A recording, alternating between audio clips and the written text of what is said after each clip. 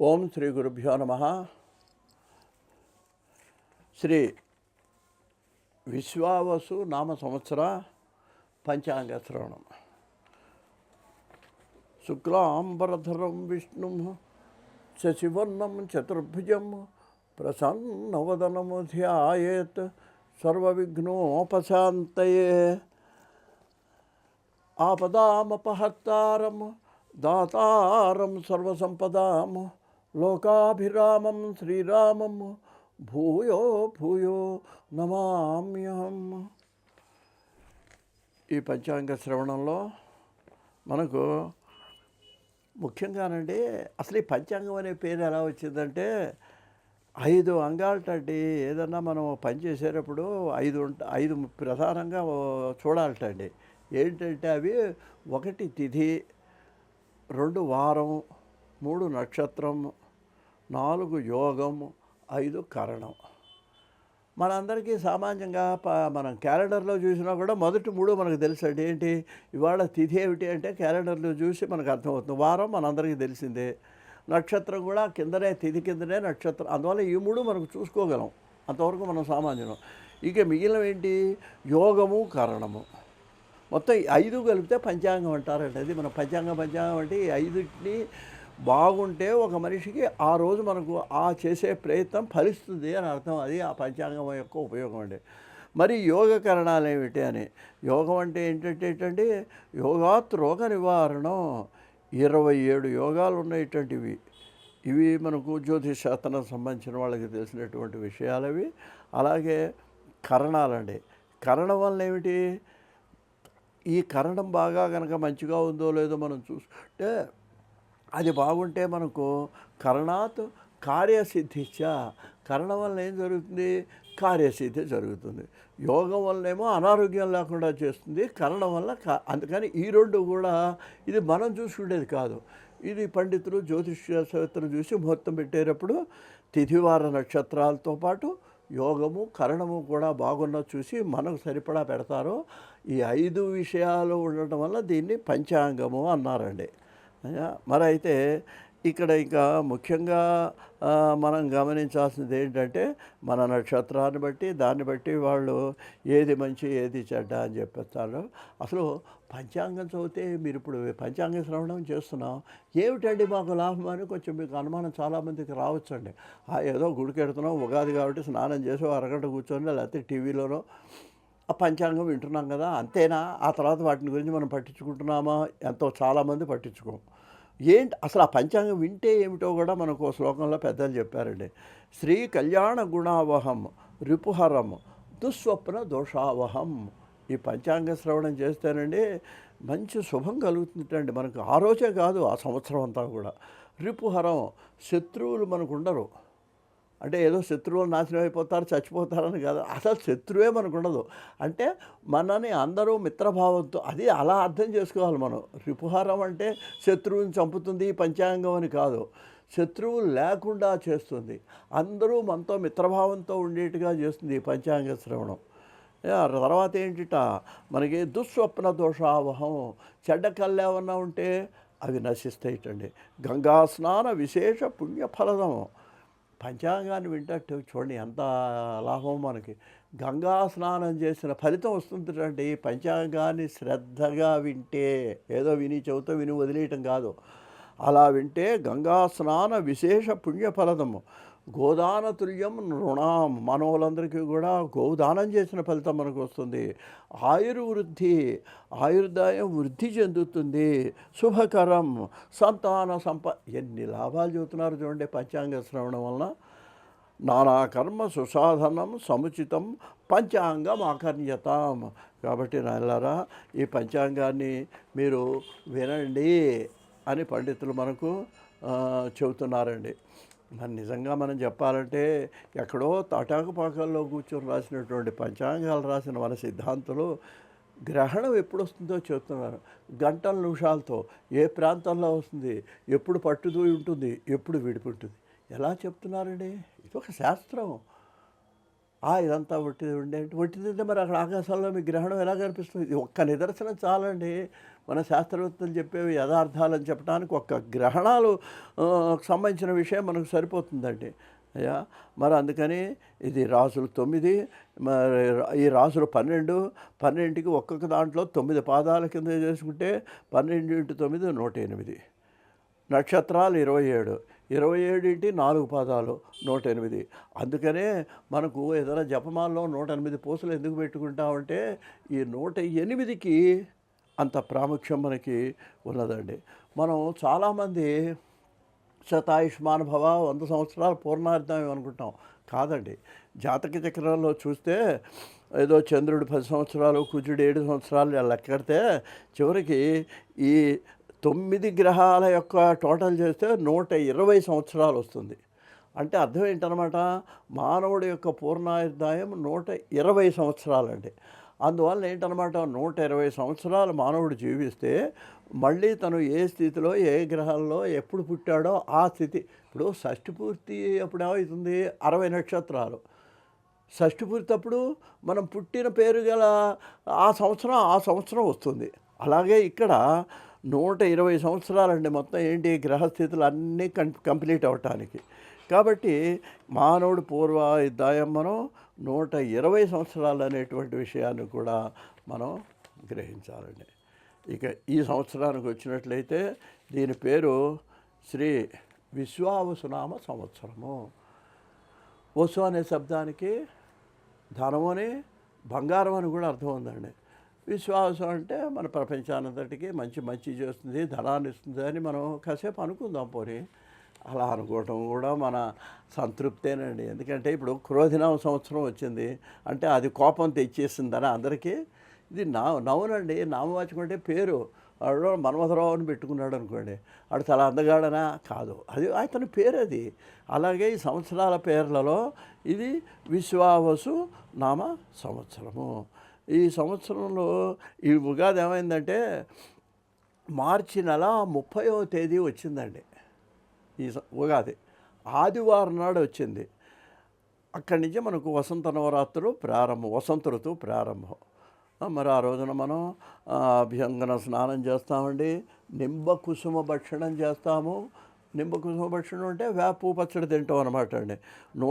ఎంత ఉన్నవాడు లేనివాడైనా సరే కొంచెం ఏదో వాడు కొన్నంతలో కొత్త బట్టలు వేసుకుంటాడు, హాయిగా కొంచెం సంతోషంగా ఉంటాడు, పిండి వంటలు చేసుకుంటారు, దైవ దర్శనం చేసుకుంటాడు, పంచాంగ శ్రవణం చేస్తారు. ఇది ముఖ్యమైందండి. ఇది ఉగాది నాడు చేయాల్సిన పనులలోనండి. అయ్యా మరి ఏంటి వేపు అన్నట్టయితే ఈ వేపాకు వేపబెరడు కూడా చర్మ వ్యాధులను నివారిస్తుందండి. ఆ వేప చెట్టు గాలి చెట్టు కింద కూర్చుంటే ఆరోగ్యాన్ని ఇస్తుందండి మనకి. ఈ గుంటూరు జిల్లాలో అక్కడ వేపు అని రాలుతుంది కదండి, అది జాగ్రత్తగా ఎండబెట్టుకొని వేపు పచ్చడిని కూర కింద చేసుకొని తింటారండి. అది ఆరోగ్యానికి చాలా మంచిది. చింతపండు బెల్లం వేసి వేపు పచ్చడిని తింటారట గుంటూరు, ప్రకాశం జిల్లాల్లో. అది ఒక విధంగా ఆరోగ్యానికి మంచిది. వేపకాయలు కూడా మన ఆరోగ్యానికి ఎన్నో ఆయుర్వేదాల్లో వాడతారు, తీసుకెళ్ళి ఆ వేపకు సంబంధించిన అనేక వస్తువుల్ని. అదే కాకుండా నవరసులు అంటే ఏంటి, వేప పులుపు, చేదు, తీపి అన్నీ కూడా ఈ సంవత్సరంలో మనం అనుభవిస్తాం. కాబట్టి అన్నిటినీ కలిపి ఇక్కడ ఉగాది పచ్చడి మనకు చేయటం జరుగుతుంది అనేటువంటి విషయాన్ని కూడా మనం మరి గ్రహించాలండి. అందువలన ఈ విధంగా ఉన్నటువంటి పరిస్థితిలో ముఖ్యంగా మనకి ఈ ఉగాది ఆదివారం నాడు వచ్చింది. కాబట్టి ఆదివారం సూర్యుడు ప్రధానమైన వాడు కాబట్టి ఇక్కడ మనకేం కనిపిస్తున్నదంటే ఈ సంవత్సరానికి రాజు ఎవరు అన్నట్లయితే సూర్యుడు రాజు. అంటే ఏ వారం వస్తే దానికి అధిపతి రాజు అవుతాడండి ఈ సంవత్సరానికి. ఈ ఉగాది ఆదివారం వచ్చింది కాబట్టి సూర్యుడు రాజు. దీనివల్ల మనకు వచ్చే ఫలితాలు పరస్పర శత్రుత్వాలు, అగ్ని భయము, దొంగల భయము. ఈ సంవత్సరం మనం చాలా జాగ్రత్తగా ఉండాలి. మరి అధిక వర్షాలు అయితే గోధుమల పంట బాగా పండే అవకాశం కనిపిస్తున్నది. ఇక రాశిఫలాల్లో వీటిల్లో చూస్తే మంత్రి చంద్రుడైనాడండి. రాజేమో సూర్యుడు, మంత్రి చంద్రుడు. చంద్రుడు అవటం వలన పంటలు బాగా పండుతాయి, దేశం సుభిక్షంగా ఉంటుంది, పాడి పంటలు సమృద్ధిగా ఉంటాయి చంద్రుడి వలన. సేనాధిపతి, అర్ఘ్యాధిపతి మళ్ళీ సూర్యుడే. సూర్యుడి వలన ఏంటి మళ్ళీ యుద్ధాలు వస్తాయి, ప్రాణులకు రోగభయం ఉంటుంది, అల్పవృష్టి, ధరలు పెద్ద ఉండవు, పంటలకు తగిన ధరలు రావండి. మొన్న చూడండి ఈ మధ్య పెద్ద గొడవ అయింది. ఆ మిర్చి పంటకు గిట్టుబాటు రాలేదని చాలా గందరగోళం రైతులందరూ చేశారు. అదేవిధంగా ఈ సంవత్సరంలో కూడా అనేక పంటలకి గిట్టుబాటు ధర కూడా రాని పరిస్థితి ఏర్పడే అవకాశం ఉందండి. సస్యాధిపతి గురుడు, పంటలకు అధిపతి గురుడండి. ముఖ్యంగా మన గోధుమలు శనగలు బాగా పండుతాయి, మిగిలినవి అంతంత మాత్రంగా ఉంటుంది. అయితే భూమి పచ్చగా ఉంటుంది గురుడు వలన. ఏమండి, ఇంకా ముఖ్యంగా మనం దీంట్లో చెప్పుకోవాలంటే మూఢములు చూసుకుంటే గురుమూఢమి, శుక్రమూఢమి. గురుడు అంత అస్తంగతుడు అంటే ఇంకా ఆడ కనపడ్డండి ఆ గ్రహం ఆ సమయంలో సుముహూర్తాలు ఉండవు, ఏవి పెళ్ళిళ్ళు అవి ఏం చేయరు అనమాట. గురుమూఢమి చూపినట్లయితే 12/6/25 నుంచి 12/7/25 వరకు, అంటే ఇంచుమించు ఒక నెల రోజుల పాటు మూఢమి, ఏవి ముహూర్తాలు ఉండవు. ఇక శుక్రమూఢమి, శుక్రుడు బాగైపోతాడు, ఆ గ్రహం ఎవరికి కనపడ్డు. 28 నవంబర్లో వచ్చిందండి అది. 28/11/25 నుంచి 14/2/26 వరకు శుక్రమూఢమి. అంటే డిసెంబర్, జనవరి, ఫిబ్రవరి 14 వరకు శుక్రమూఢమి. ఇప్పుడు కూడా ముహూర్తాలు ఉండవు. ఇక కర్తరి, ఈ కర్తరి 4/5/25 నుంచి 28/5/25 వరకు ఈ కర్ర పనులు, మట్టి పనులు చేసేవాళ్ళేమో మానేయాలండి. ముఖ్యంగా ఈ తాటాకిళ్ళు కట్టుకునే వాళ్ళు కూడా ఆ సమయంలో పనికిరాదు. శంకుస్థాపనలు, గృహప్రవేశాలు అనేవి కూడా కొంతమంది గృహప్రవేశం అంటారు, కానీ వీలైనంత వరకు మానేయటం మంచిది. ఇక పుష్కరాలు ఈ నెలలో, ఈ సంవత్సరం సరస్వతీ నది పుష్కరాలు. సరస్వతి దగ్గర బద్రీనాథ్ దగ్గర పుట్టిందంటారండి సరస్వతి నది. మనకు ఇక్కడ సరే త్రివేణి సంగమంలో కూడా అంతర్గతంగా సరస్వతి నది ఉంది. మరి దీనికి 9/5/25 నుంచి 25/25 వరకు 12 రోజులు గురుడు మిథున రాశిలో ప్రవేశిస్తాడు. ఇది పుష్కర కాలం, సరస్వతీ నది పుష్కరాలు ఈ సంవత్సరం.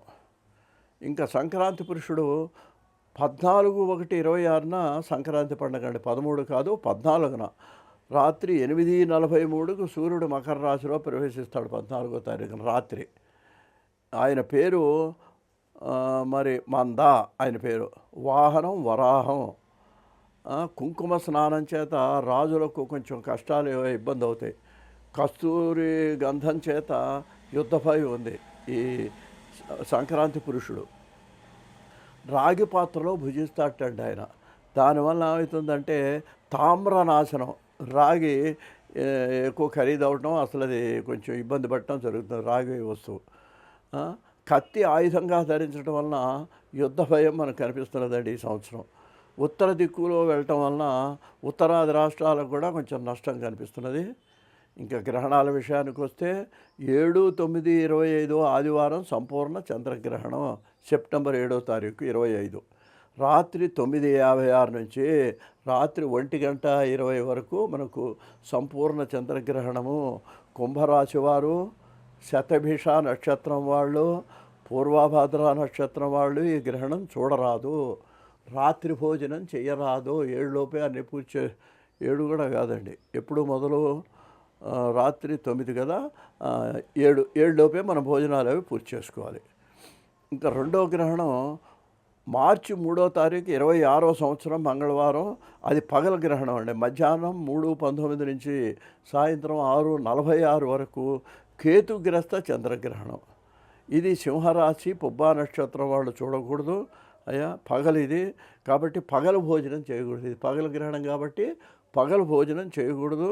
గ్రహణానంతరం అంటే అర్థం ఏంటనమాట, గ్రహణం ఎప్పుడైపోతుంది 6:46, 7ంటికి స్నానం చేసుకొని అప్పుడు వంటలు చేసుకొని రాత్రికి భోజనాలు చేయాలి. ఆబ్దీకాలు కూడా గ్రహణానంతరమే చేయాలి అయ్యా. ఇంకా పాల ఉత్పత్తి తగ్గి పాల ధరలు ఇప్పుడే పెరుగుతున్నాయి. మళ్ళీ ఇంకా కూడా ఈ సంవత్సరం కూడా మళ్ళీ పాల ధరలు పెరిగే అవకాశం కనిపిస్తున్నది. పశువుల ధరలు కూడా పెరుగుతాయి. ప్రభుత్వాలు ఒడిదుడుకులకు ఇబ్బంది ఎదుర్కోవాల్సి వస్తుంది. ఆర్థిక పరిస్థితులు అనుకూలంగా అంత కనిపించడం లేదు. ప్రజల్లో అసంతృప్తి ఉంటుంది. పంటలు మాత్రం బాగా పండుతాయి. గుర్రాలు మొదలైన జంతువులకు కొంచెం కీడు కనిపించే పరిస్థితి కలుగుతున్నది. మొత్తం మీద ఏమాత్రం జాగ్రత్త లేకపోయినా సరే రోగబాధలు, అనారోగ్యాలు వచ్చేటువంటి అవకాశం కూడా మనకు కనిపిస్తున్నది. మనకు పండగల్లో చెప్పుకోవాలంటే డిసెంబర్ 30న మనకు ముక్కోటి ఏకాదశి పండుగ వస్తుంది. ఆ తర్వాత సంక్రాంతి పండుగ 14న వస్తున్నది. ఈ విధంగా మనకు విశ్వావసు నవ సంవత్సరం జరుగుతుంది. ఇక మనకు రాశిఫలాలు కూడా నేను వివరించడానికి ప్రయత్నం చేస్తాను.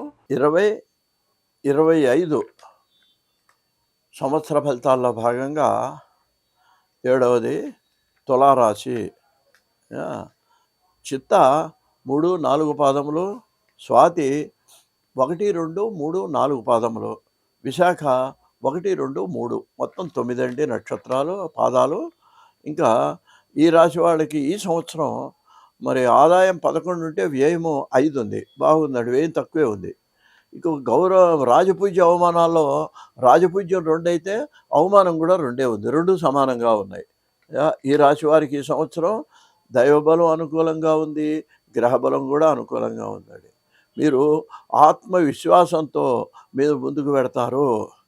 గురువు 9వ స్థానంలో యోగదాయకంగా ఉన్నాడు. శని 6వ స్థానంలో ఉండటం వల్ల మీకు ఏ ఇబ్బందులు ఉండవు. శత్రు జయం కలుగుతుంది, వ్యవహార జయం కలుగుతుంది. గతంలో ఉన్నటువంటి అపరిష్కృత సమస్యలు ఏమైనా ఉన్నట్లయితే వాటిని మీరు సాధించగలుగుతారండి. ఈ సంవత్సరం అనుకూలంగా ఉంది మీకు. సంవత్సర ప్రారంభంలో కొంత ఆర్థిక ఇబ్బందులు కనిపించినా జూన్ నుంచి అన్నీ కూడా సర్దుకుంటాయండి. ప్రారంభంలో గృహ సంబంధ రీత్యా ధన వ్యయము కొంచెం అపనిందలు కలిగినా అన్నీ కూడా తర్వాత క్రమంగా అంటే కొంచెం సంవత్సరం మొదట్లో కొంచెం ఇబ్బందిగా ఉంటుంది, కానీ తర్వాత నుంచి అన్నీ కూడా సర్దుకుంటాయండి. మీరు ఆ స్వయం కృషితో స్వశక్తితో మీరు అభివృద్ధిలోకి వస్తారండి. అది ఈ రాశి వాళ్ళ యొక్క గొప్పతనం అండి. పుణ్యక్షేత్ర దర్శనం చేస్తారు, మనశ్శాంతిని పొందుతారు, మీ ఇంట్లో శుభకార్యాలు జరిగే అవకాశం ఉంది. దాంపత్య జీవితం అనుకూలంగా ఉంటుంది. దానివల్ల ఏమవుతుంది, జీవితానందాన్ని కూడా మీరు పొందగలుగుతారు. కొందరు అసూయపరులు ఎప్పుడు ఉంటారండి. మనం కొంచెం పచ్చగా ఉంటే 2 రూపాయలు సంపాదించుకుంటే దాని మీద ఏదో నిందలేసేవాళ్ళు మన పక్కనే ఎప్పుడూ ఉంటారు. వాళ్ళని మనం పట్టించుకోకూడదు. మనం ఏం చేయాలంటే వాళ్ళతో తగాదా కూడా పెట్టుకోకూడదండి. అసలు విన్నట్టుగానే మనం ప్రవర్తిస్తే దానివల్ల ఏమవుతుందంటే మీరు వాళ్ళని తట్టుకొని మీరు ముందుకు ఎందుకంటే తగాదా పెట్టుంటే తగాదాలు పెరుగుతాయి. అందువలన మీరు వాళ్ళని తట్టుకొని ముందుకెడతారు.